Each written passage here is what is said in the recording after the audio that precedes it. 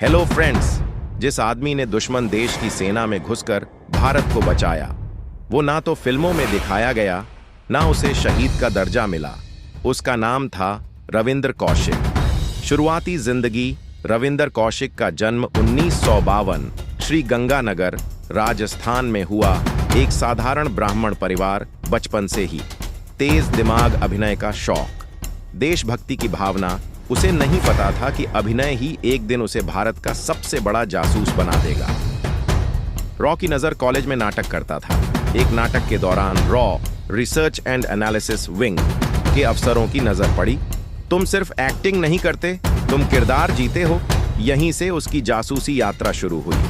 Transformation. Ravinder से नबी Ahmad Shakir RAW ने उसे 2 साल की कठिन ट्रेनिंग दी। उर्दू और इस्लामी शिक्षा, कुरान का गहरा ज्ञान, मुस्लिम रीति रिवाज, मानसिक और शारीरिक ट्रेनिंग। उसकी पूरी पहचान बदल दी गई। नई पहचान, नाम नबी अहमद, शाकिर धर्म, मुस्लिम देश पाकिस्तान।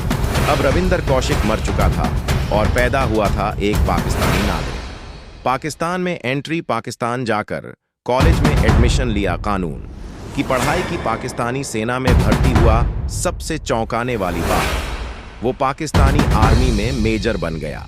भारत के लिए सबसे कीमती जासूस रविंदर कौशिक ने सेना की गुप्त जानकारियां, युद्ध की रणनीति, सैन्य मूवमेंट भारत तक पहुंचाई। कहा जाता है 1979 से 1983 तक भारत को कई हमलों से पहले चेतावनी मिली। रॉ अफसर अगर वो जानकारी ना देता तो हजारों भारतीय सैनिक मारे जाते। रॉ ने उसे दिया था नाम ब्लैक टाइगर।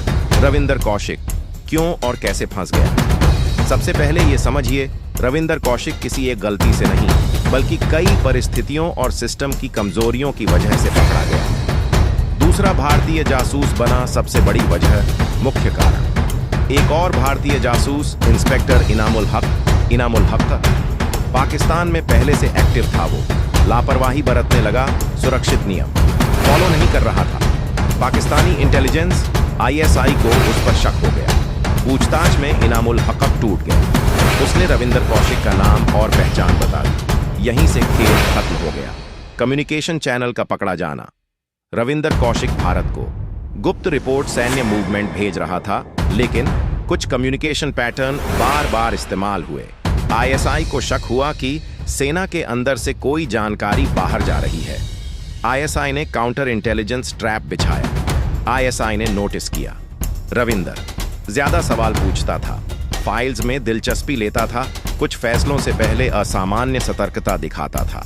एक सैनिक के लिए यह सामान्य था, लेकिन इंटेलिजेंस एजेंसी के लिए रेड फ्लैग। जब शक पक्का हुआ, उसकी पुरानी फाइलें खंगाली गईं। परिवार, बचपन, रिश्तेदार, सबकी जांच हुई।